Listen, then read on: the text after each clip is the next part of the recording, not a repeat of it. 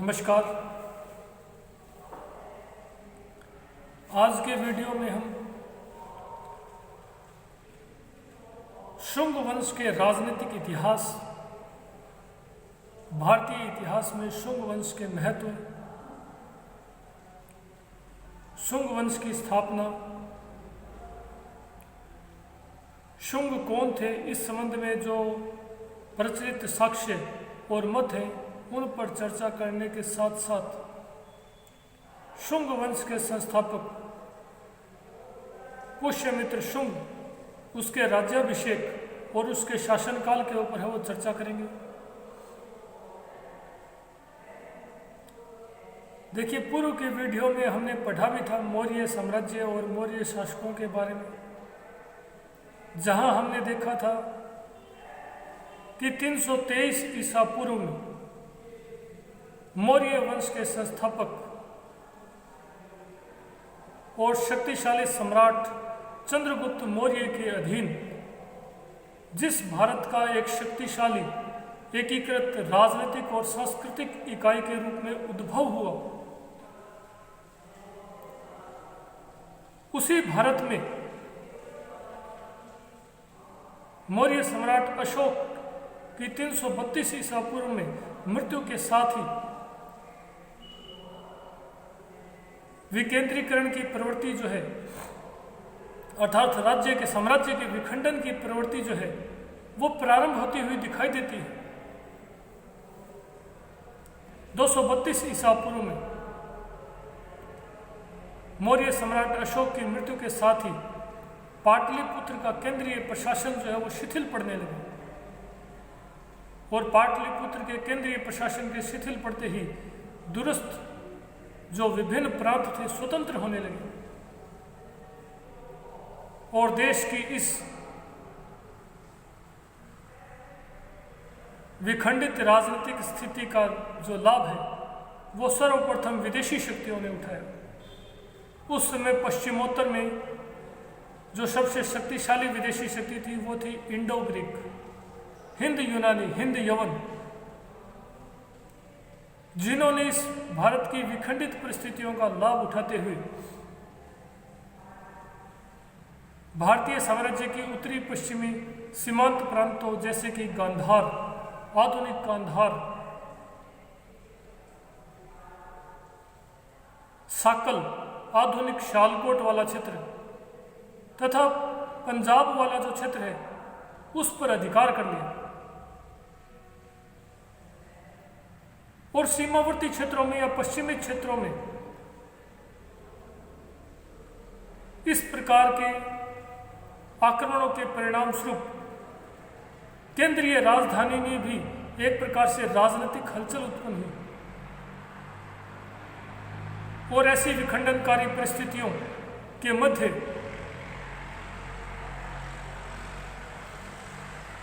जो राजधानी, केंद्रीय राजधानी मगध की जो केंद्रीय राजधानी थी पाटलिपुत्र में भी एक महत्वपूर्ण राजनीतिक क्रांति संपन्न हुई और इसी महत्वपूर्ण राजनीतिक क्रांति के फलस्वरूप 184 ईसा पूर्व में मौर्य वंश के अंतिम सम्राट वहद्रथ की उसी के एक सेनानायक ब्राह्मण सेनानी के द्वारा 184 ईसा पूर्व में सेना का निरीक्षण करते समय हत्या कर दी गई।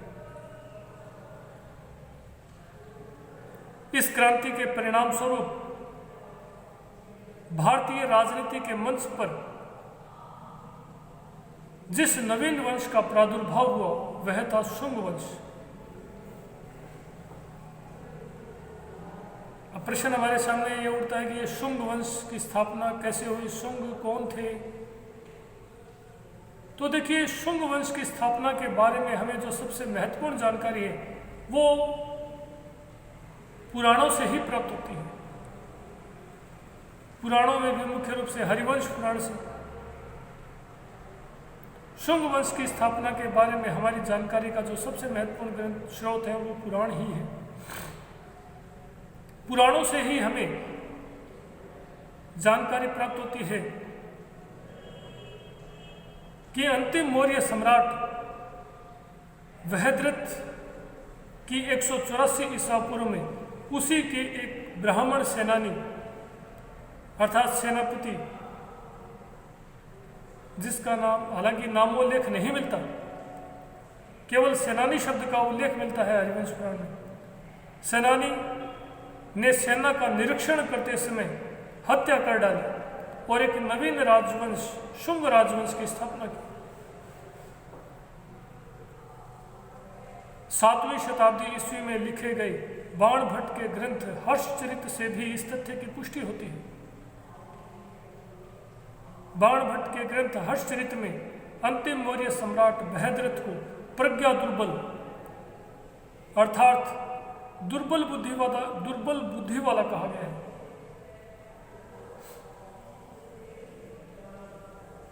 अब प्रश्न ये उठता है कि ये शुंग थे कौन? भारतीय इतिहास में इन शुंगों के संबंध में कौन कौन से मत और साक्ष्य प्रचलित हैं? शुंग कौन थे? क्या ये क्षत्रिय थे, ब्राह्मण थे, वैश्य थे या क्षुद्र थे? इन शुंगों की उत्पत्ति के संबंध में जो साक्ष्य हमें उपलब्ध होते हैं, उन साक्ष्यों में विभिन्नता पाई जाने के कारण वर्तमान इतिहासकारों और विद्वानों के मध्य पर्याप्त मतभेद है। आधुनिक इतिहासकारों में डॉक्टर हरप्रसाद शास्त्री का जो मत है वो विशेष रूप से उल्लेखनीय है। आधुनिक विद्वान हरप्रसाद शास्त्री ने प्रारंभ में जहां शुंग वंश के शासकों के नाम के अंत में मित्र शब्द के आधार पर उन्हें ईरानी पारसिक सिद्ध करने का प्रयास किया,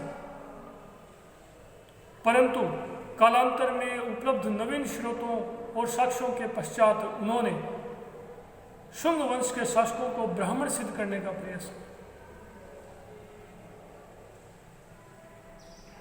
प्रारंभ में हरप्रसाद शास्त्री ने इन शुंगों को ईरानी यानी पारसी सिद्ध करने का प्रयास किया, क्योंकि इन शुंग शासकों के नाम के अंत में जो मित्र शब्द लगता था, उस मित्र शब्द के आधार पर, क्योंकि जो ईरानी या पारसी जो लोग थे वो मित्र जिसे सूर्य कहा जाता, सूर्य को मित्र कहा जाता था, और पारसी ईरानी लोगों के द्वारा मित्र अर्थात सूर्य की उपासना करने के कारण ही,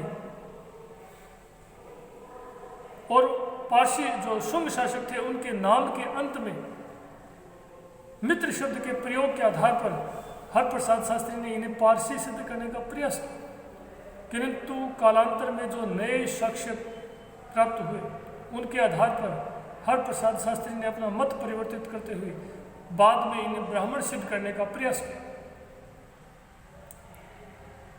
शुंगों की उत्पत्ति के संबंध में एक और जो सबसे महत्वपूर्ण स्रोत है वो है पतंजलि का ग्रंथ महाभाष्य। देखिए, पतंजलि जिन्होंने संस्कृत के प्रसिद्ध व्याकरण ग्रंथ महाभाष्य की रचना की थी, पुष्यमित्र शुंग के समकालीन और उसके दरबारी पुरोहित थे। उन्होंने अपने ग्रंथ महाभाष्य में शुंगों को भारद्वाज गोत्रीय ब्राह्मण सिद्ध करने का प्रयास किया है, जो कि शुंगों के समकालीन लिखा गया ग्रंथ है। अर्थात पतंजलि जो है, पतंजलि के ग्रंथ महाभाष्य के अनुसार शुंग जो थे वो भारद्वाज गोत्रीय ब्राह्मण थे। इसी प्रकार मध्यकालीन लामा तारानाथ जो कि तिब्बती इतिहासकार और विद्वान थे, उन्होंने शुंगों को है वो ब्राह्मण बताया है, परंतु गोत्र का उल्लेख नहीं किया। इसी प्रकार पुराणों में, विशेष रूप से हरिवंश पुराण में, शुंगों को कश्यप गोत्रीय ब्राह्मण बताया गया है।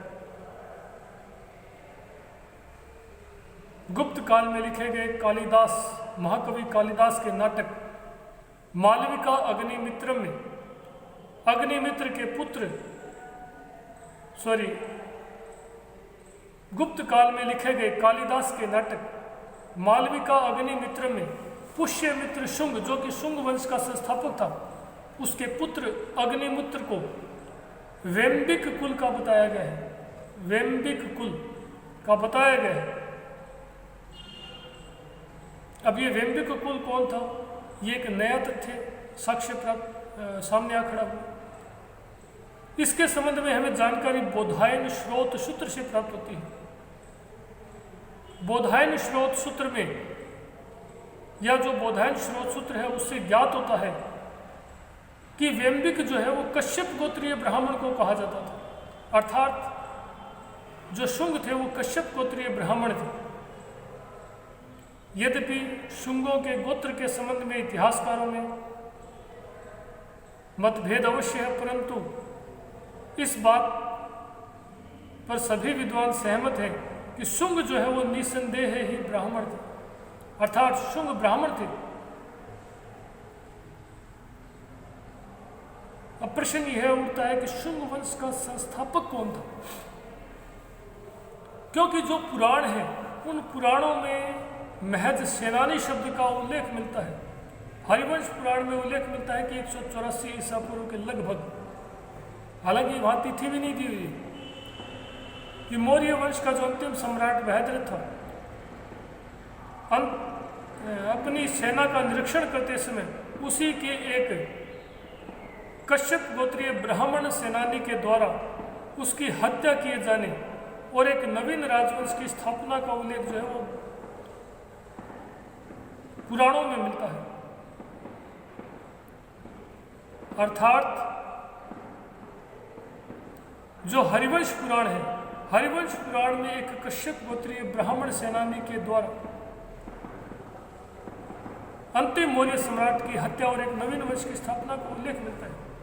उसी हरिवंश पुराण में उसी कश्यप गोत्रीय ब्राह्मण सेनानी के द्वारा अश्वमेध यज्ञ संपन्न किए जाने का उल्लेख भी मिलता है। आधुनिक इतिहासकार डॉक्टर के.पी. जायसवाल ने इस कश्यप गोत्रीय ब्राह्मण सेनानी को ही पुष्यमित्र शुंग माना है, जिसकी अन्य तथ्यों से भी पुष्टि होती है। साथ ही जो हरिवंश पुराण है, उस हरिवंश पुराण में पुष्यमित्र शुंग के लिए ओदिभज शब्द का प्रयोग भी किया गया है। ओदिभज अर्थात आकस्मिक रूप से उदय होने वाला, और भारतीय इतिहास में पुष्यमित्र शुंग का उदय भी आकस्मिक रूप से हुआ था, क्योंकि 184 ईसा पूर्व से पूर्व तक जब वह मौर्यों के अधीन अवंती का प्रांतपति था, तब तक भारतीय इतिहास में उसके नाम का कोई उल्लेख नहीं मिलता। परंतु मौर्य वंश की समाप्ति और शुंग वंश की स्थापना के साथ ही वह भारतीय राजनीतिक पटल पर एक प्रकार से आकस्मिक रूप से उदित हुआ।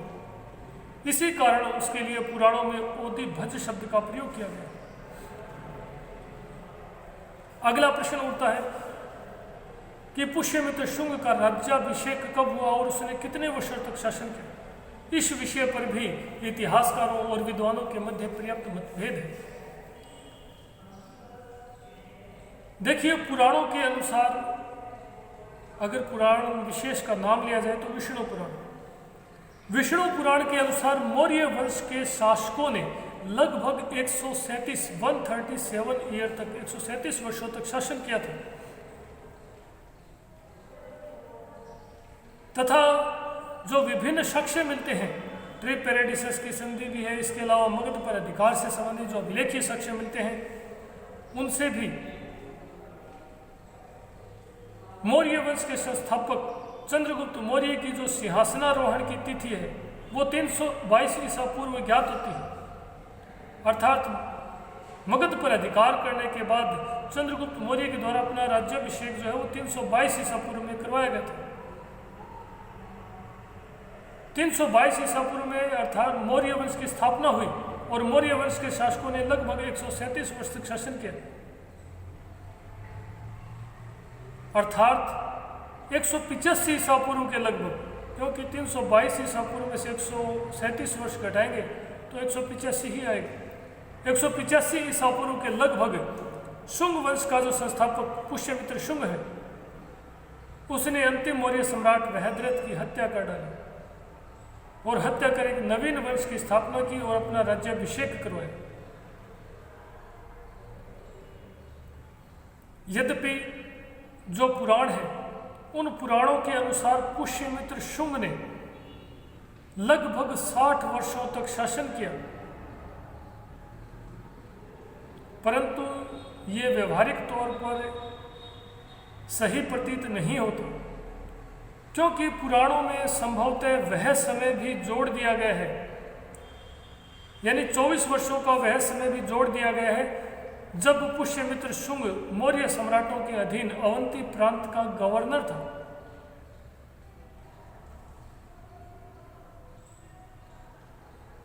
इसी प्रकार पुष्यमित्र शुंग के शासनकाल के बारे में जो दूसरा महत्वपूर्ण स्रोत है वह है धनदेव का अयोध्या अभिलेख।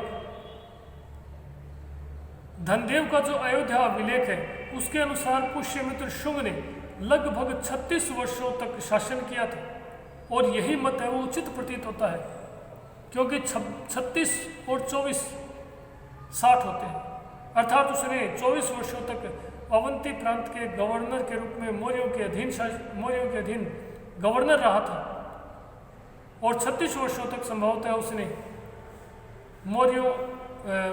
शुंग वंश की स्थापना के बाद उसने लगभग 36 वर्षों तक शासन किया था। पुराणों से और विभिन्न अभिलेखीय साक्ष्यों से और साहित्यिक साक्ष्यों से इस तथ्य की पुष्टि होती है कि पुष्यमित्र शुंग ने संभवतः सम्राट की उपाधि धारण नहीं की थी। सिंहासन पर बैठने के पश्चात भी, राज्याभिषेक करवाने के पश्चात भी संभवतः उसके द्वारा सम्राट की उपाधि धारण नहीं की गई और सेनानी की उपाधि का ही प्रयोग किया गया। यही कारण है कि तत्कालीन सभी जो साहित्यिक और अभिलेखीय साक्ष्य हैं उनमें उसके लिए सेनानी शब्द का प्रयोग मिलता है, सर्वत्र सेनानी शब्द का प्रयोग मिलता है, जबकि उसके पुत्र और उत्तराधिकारी अग्निमित्र के लिए सम्राट शब्द का उल्लेख मिलता है। अर्थात संभवतः उसने मौर्य अंतिम सम्राट जो अंतिम मौर्य सम्राट था उसकी हत्या करने के पश्चात मौर्य सम्राटों के प्रति जनता में जो एक प्रकार से सम्मान था, उस सम्मान को बनाए रखने के लिए ही संभवतः उसने सम्राट की उपाधि धारण नहीं की और सेनानी शब्द का ही प्रयोग करता रहा, सेनानी की उपाधि का ही प्रयोग करता रहा। अगले वीडियो में हम पुष्यमित्र शुंग की उपलब्धियों के ऊपर वो चर्चा करेंगे। धन्यवाद।